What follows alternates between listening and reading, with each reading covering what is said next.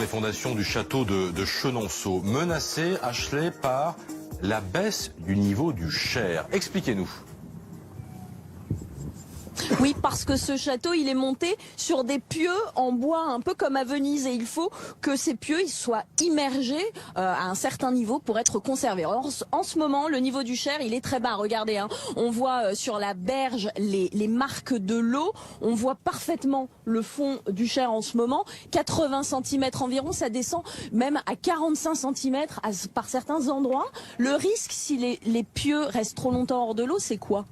Mais écoutez, le risque, c'est l'assèchement des structures des fondations du château.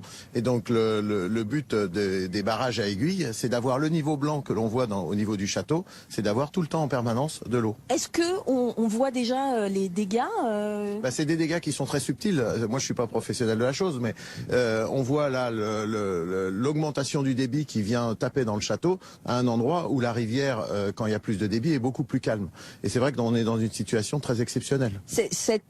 Cet îlot de sable, il devrait être immergé à cette période de l'année. Ah oui, à cette période de l'année, tout est immergé. Là, on est sur un débit de rivière qui est plutôt proche du mois de septembre. On est en train de passer sous les arches. Vous m'avez montré une fissure tout à l'heure. Oui, c'est vrai que le château, lui, il vit, il continue sa vie. Et le château, il a besoin d'avoir sa structure qui bouge pas trop. La solution, c'est quoi ?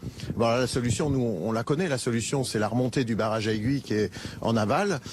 Normalement, vous le remontez à quelle période de l'année ? On remonte fin mai. Et c'est vrai que là, la situation exceptionnelle pour la problématique du château, c'est d'attendre fin mai. Et là, les spécialistes disent, attention, là, il y a danger. Il faudrait le remonter plus tôt, mais est-ce que c'est possible ? Alors la loi nous impose de le remonter fin mai.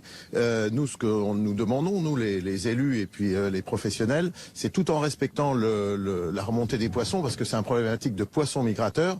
C'est bien de remonter ce barrage grâce à la passe à poissons qui a été construite l'an dernier par le conseil départemental. Vous estimez que grâce à cette passe à poissons, vous pourriez remonter le barrage un peu plus tôt que prévu. Nous avons joint hier le château de Chenonceau qui se dit très inquiet. 900 000 visiteurs viennent ici tous les ans. C'est le deuxième château le plus visité après Chambord dans les Pays de la Loire.